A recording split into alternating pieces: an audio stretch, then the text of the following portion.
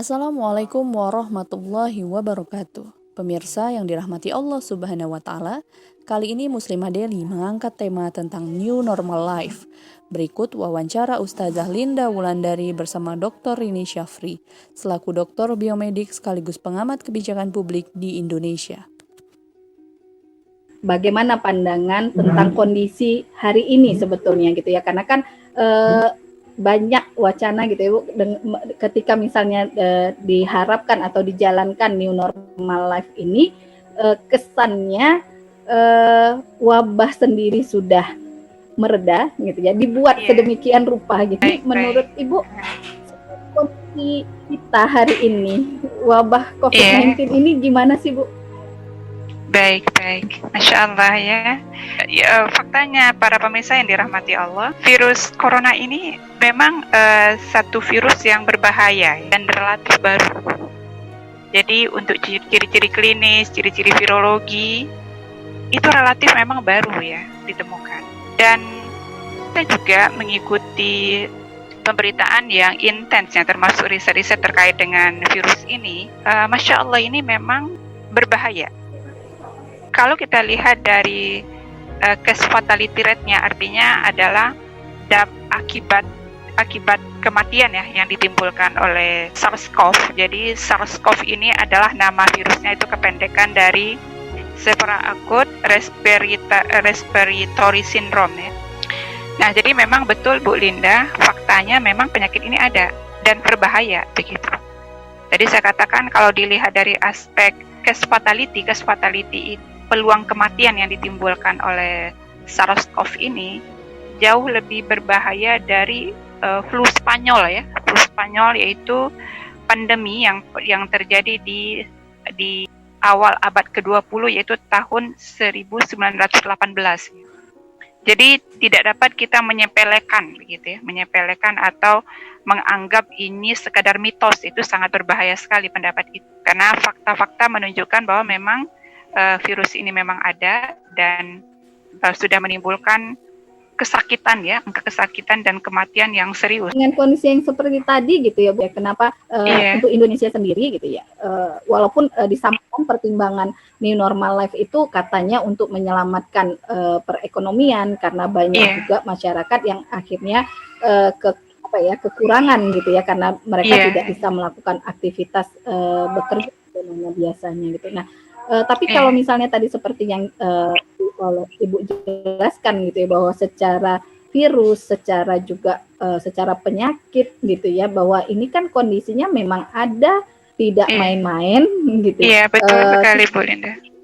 Gitu ya, dan ditambah lagi gitu kan Bu, sebenarnya juga WHO yang tadi gitu ya kita sampaikan informasinya di awal juga ternyata menyampaikan bahwa kondisinya wabah ini akan semakin mengganas gitu. Nah, tapi di satu sisi tadi pemerintah kita masih terus untuk mendorong gitu ya daerah-daerah untuk melakukan kebijakan new normal life, walaupun seperti tadi kayak di Sumatera Utara dan Kota Medan itu diingatkan untuk tidak tidak gegabah menerapkan ini.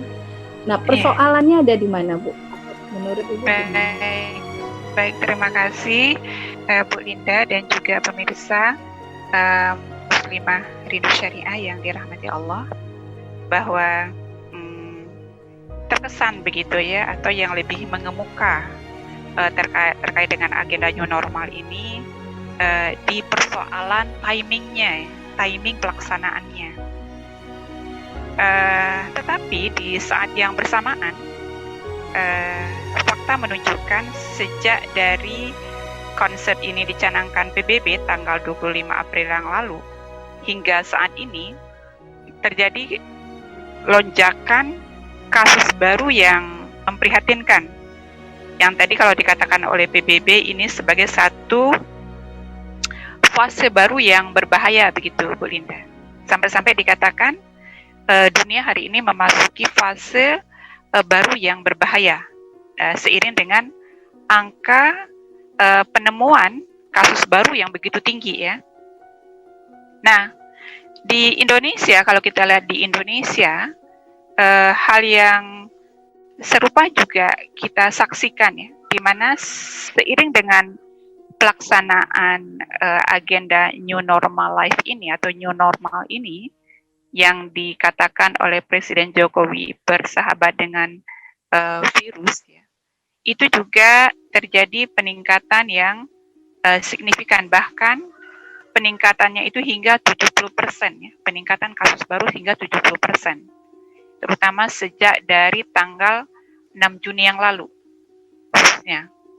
Nah, artinya di sini menjadi satu tanda tanya besar ya terhadap konsep ini, setelah sebelumnya sebenarnya ya para ahli epidemiologi khususnya sudah memberikan peringatan terkait dengan konsep ini.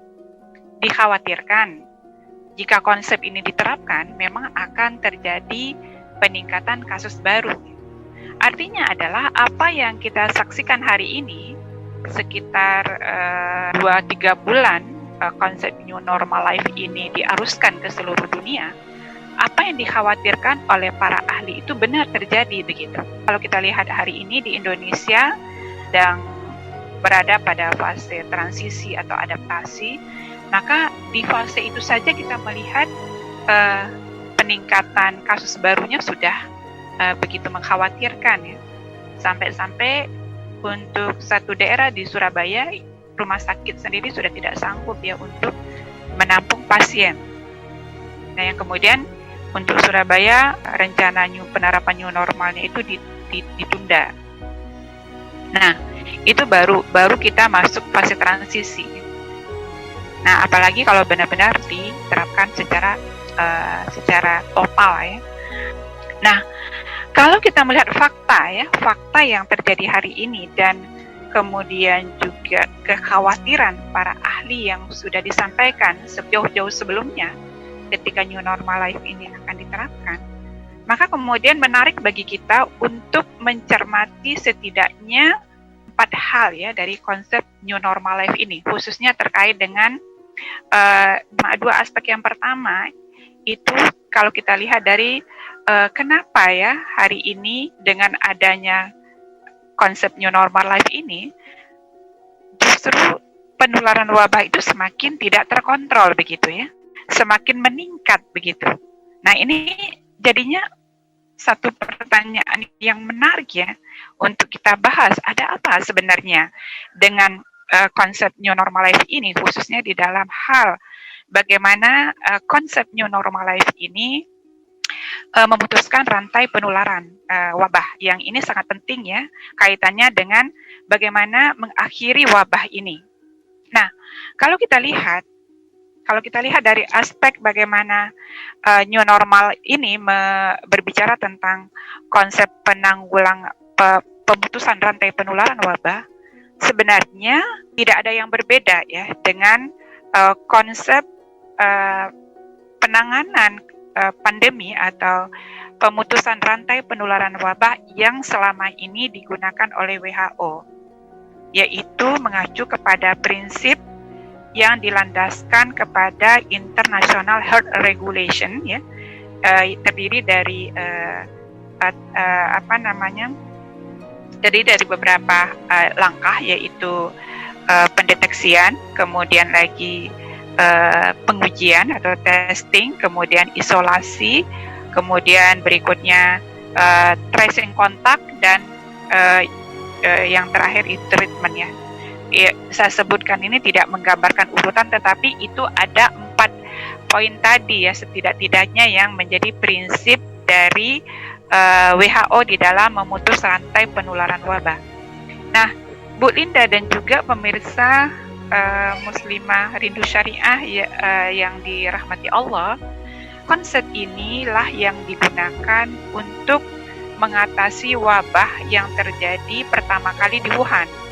Nah, namun faktanya alih-alih wabah berhenti kan, yang tadinya hanya berada di Wuhan, China, tapi kemudian wabah ini meluas dengan begitu cepat ya, melintasi wilayah yang begitu luas hingga ke seluruh penjuru dunia, sehingga kemudian menjadi pandemi. COVID-19 ini hanya menjadi pandemi.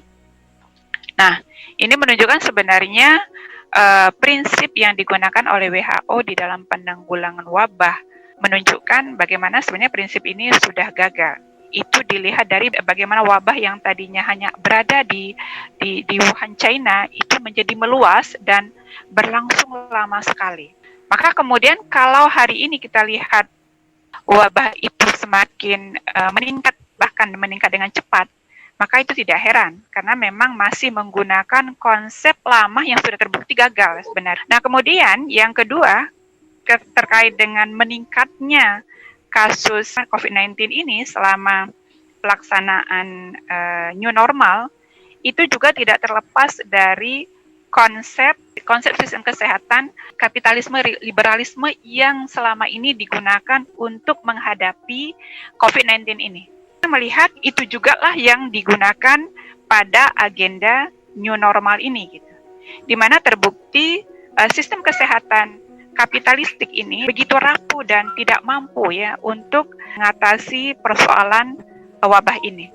Kemudian aspek yang ketiga ya, kalau kita lihat kenapa kemudian seiring dengan pelaksanaan new normal life ini terjadi peningkatan kasus COVID-19 yang begitu mengkhawatirkan ya. Di sisi lain ya, langkah-langkah untuk melonggarkan PSBB atau relaksasi PSBB ini juga tidak terlepas dari kepentingan untuk segera menjalankan roda perekonomian ya. Yang dalam hal ini kalau boleh saya katakan justru ini yang lebih menonjol sebenarnya. Jadi dari semangat new normal ini justru itu yang lebih menonjol, bagaimana kemudian roda perekonomian yang terhenti ya akibat adanya pandemi ini itu segera berjalan. Nah, artinya adalah ketika kita melihat kasus yang meningkat seiring dengan pelaksanaan new normal, itu tidak terlepas dari paradigma barat ya tentang kesehatan itu sendiri dan tentang pandangannya terhadap manusia itu sendiri. Nah, sehingga kemudian bagi mereka persoalan kesehatan itu didudukkan untuk nomor kesekian dibandingkan dengan persoalan ekonomi ya, atau persoalan materi. Karena memang di dalam pandangan ideologi barat, ideologi kapitalisme, materi itu merupakan nilai yang begitu dikedepankan dan begitu menonjol.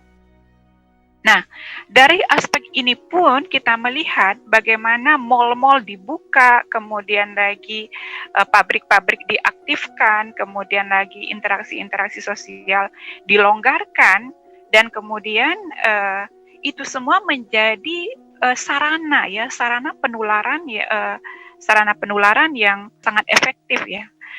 Kita melihat bagaimana new normal life ya dalam hal ini masih fase transisi atau relaksasi, rantai penularan itu memang difasilitasi begitu. Jadi tidak heran kalau angkanya itu meningkat begitu cepat ya. Sehingga di dalam agenda new normal itu sendiri kita melihat bagaimana Barat berhasrat besar ya.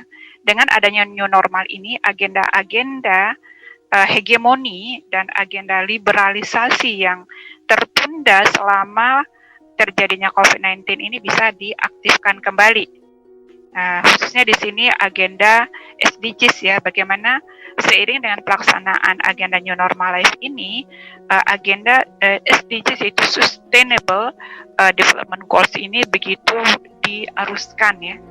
Dan kita tahu semua butir-butir yang ada di dalam agenda SDGs itu semuanya bermuatan hegemoni, tidak satupun yang akan mengantarkan dunia ini, masyarakat dunia ini ke dalam kehidupan yang lebih baik, kehidupan yang lebih sejahtera, kehidupan yang lebih baik melepaskan dari kesusahan dan penderitaan.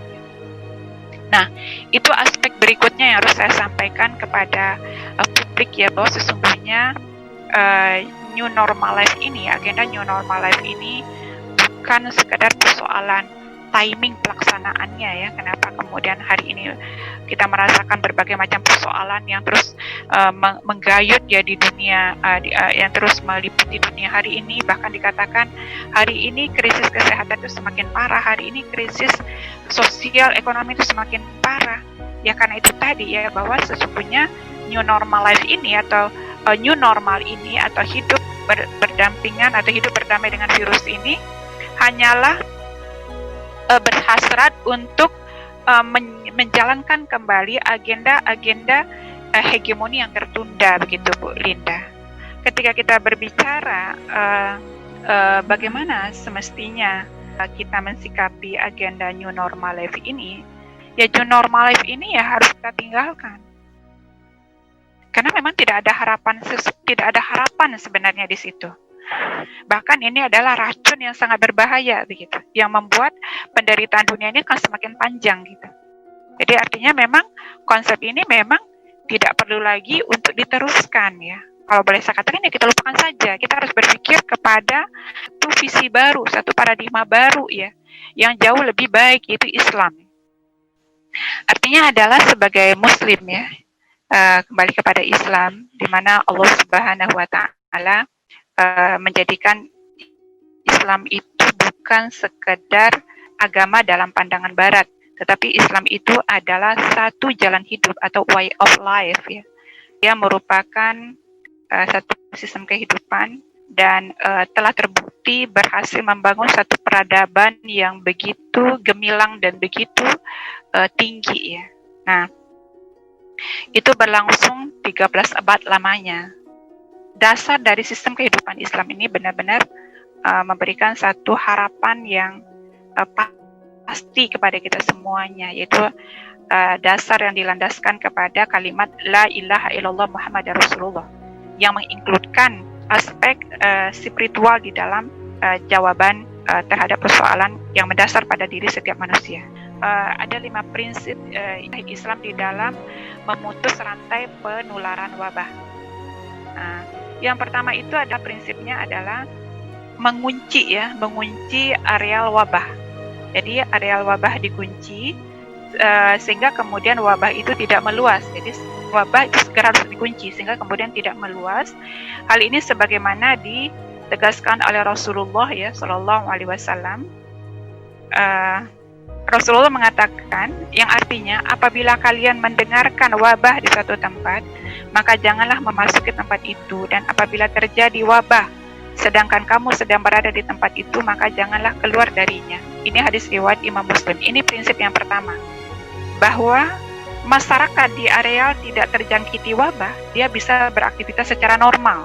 Jadi tadi kalau saya katakan adanya penguncian, itu hanya wilayah-wilayah atau areal yang terbukti ya secara epidemiologi, secara ilmu virologinya memang di situ ada wabah begitu. Nah, jadi memang di situ pentingnya nanti ada riset ya Mbak ya. Nah, untuk memastikan mana memang daerah yang terjangkiti wabah. Termasuk juga ya bagaimana di dalam sistem kehidupan Islam tadi adanya jaminan pemenuhan kebutuhan seperti energi, air bersih ya. Kemudian juga transportasi publik itu satu hal yang sudah pasti gitu. Begitu pelaksanaannya begitu ya, kan memang aturan-aturan Islam nas syar'i itu menuntut pelaksanaan yang demikian. Nah, ini yang kita saksikan ketika Umar bin Khattab ketika akan memasuki negeri Syam ya. Ada satu wilayah di Syam yang terjangkiti wabah dan Umar bin Khattab menunda perjalanan, jadi tidak masuk ke wilayah itu, dan orang yang berada di wilayah wabah juga tidak keluar begitu. Nah, selanjutnya untuk masyarakat ya, yang berada di areal wabah ini harus segera dilakukan isolasi ya. Diisolasi siapa? Orang yang sehat harus segera diisolasi dari orang yang sakit gitu. Nah, di sinilah pentingnya adanya tes nantinya, sehingga kemudian bisa dipastikan mana orang yang terinfeksi, mana orang yang tidak terinfeksi. Secara fakta ilmu epidemiologi, setiap orang yang terinfeksi baik itu bergejala maupun tidak bergejala adalah menjadi penular atau menjadi rantai penularan wabah. Jadi secara fakta ilmu epidemiologinya, prinsip ini memang sangat sesuai begitu ya dengan upaya memutus rantai penularan wabah. Sebagaimana prinsip penguncian yang tadi saya sampaikan begitu cocok ya dengan upaya memutus rantai penularan wabah. Jadi kalau sudah dikunci di area-area itu, maka tidak akan mungkin keluar kan wabahnya. Nah, demikian juga prinsip yang kedua ini. Nah, ada pun landasan dari prinsip kedua ini adalah hadis Rasulullah yang mengatakan, yang artinya sekali-kali janganlah orang yang berpenyakit menular itu mendekati orang yang sehat. Ini hadis riwayat Imam Bukhari. juga ada hadis yang mengatakan, hindarilah orang yang berpenyakit kusta seperti engkau menghindari singa. Nah, jadi bisa kita lihat bagaimana sikap Islam ya terhadap wabah ini. Artinya memang prinsip isolasi itu sesuatu yang memang mutlak harus dilakukan. Nah, bagaimana mengimplementasikan isolasi ini? Nah, di situ dibutuhkan aspek-aspek teknis medis ya. Contohnya yaitu pemeriksaan. Bagaimana dilakukan tadi? Pendeteksian secepat mungkin, kemudian segera diperiksa dengan cepat dan akurat ya kan. Sesungguhnya Allah akan penyakit dan obat, dan diadakannya bagi setiap penyakit itu ada obatnya. Maka berobatlah kamu, tetapi janganlah berobat dengan yang haram. Nah, ini menunjukkan bahwa memang ada penyakit ya. Ini kan penyakit ini ya Mbak ya. Kuman ini bawa penyakit, maka kemudian juga ada obatnya.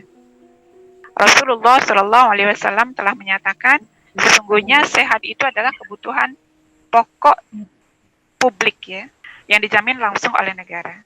Nah, berikutnya tadi diobati yang sakit sampai sembuh ya Mbak ya, dan kemudian bagi orang-orang yang tidak sakit ya, jadi yang sakit tadi baik yang asimptomatik maupun yang bergejala itu harus diobati sampai sembuh, harus dipisahkan dan diobati sampai sembuh. Nah, bagi orang-orang yang sehat tadi tetap harus menjaga aktivitas supaya tidak berada dalam kerumunan, karena kerumunan itu menjadi kayu api ya bagi penularan wabah, bagi penyebaran wabah. Jadi kalau diibaratkan wabah itu seperti api, maka kemudian manusia itu menjadi kayu bakarnya.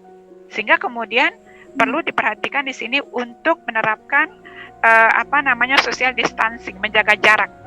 Kemudian bagi orang yang sehat ini juga ya, itu harus ditingkatkan imunitasnya. Nah, bagaimana meningkatkan imunitas mereka? Berada dalam pola hidup yang sehat ya. Ini maksudnya pola hidup yang sesuai dengan syariat dalam hal memenuhi semua kebutuhan hidup mereka ya.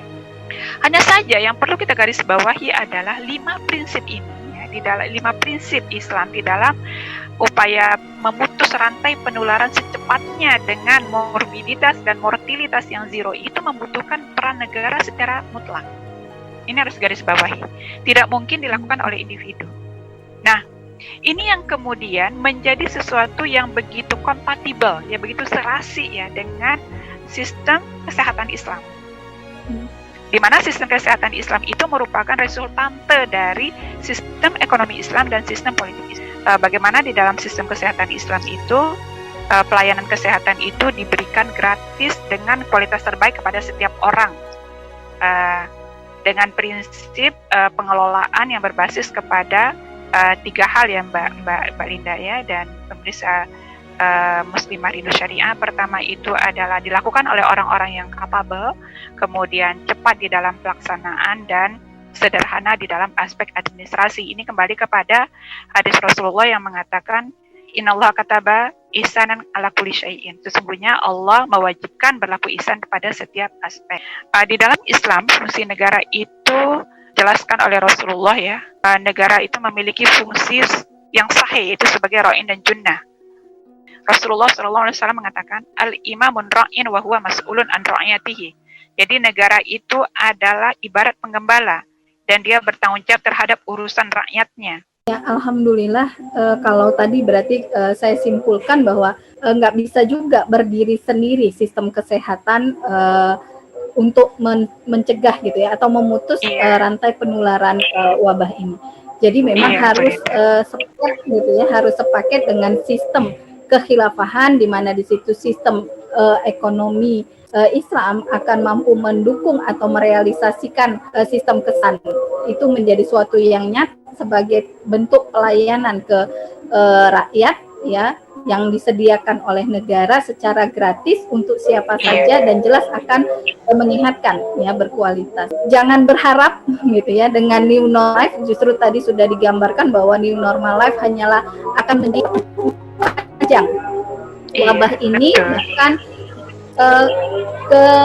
tidak mampu untuk melokalisasi wabah itu sudah sejak beberapa bulan yang lalu gitu ya. Nah, karena itu sekali lagi kami serukan untuk lupakan new normal life, saatnya khilafah untuk memimpin dunia. Karena itu berarti kita harus bersiap ya, menyongsongnya dengan memperjuangkan penegakan khilafah yang akan menerapkan syariat Islam secara kafah dan memilih Islam sebagai satu-satunya sistem kehidupan kita. Terima kasih pemirsa Muslimah Daily sudah menyaksikan tayangan kami. Silahkan subscribe channel Muslimah Rindu Syariah ini dan tekan tanda lonceng agar mendapatkan video terbaru dari kami. Terima kasih.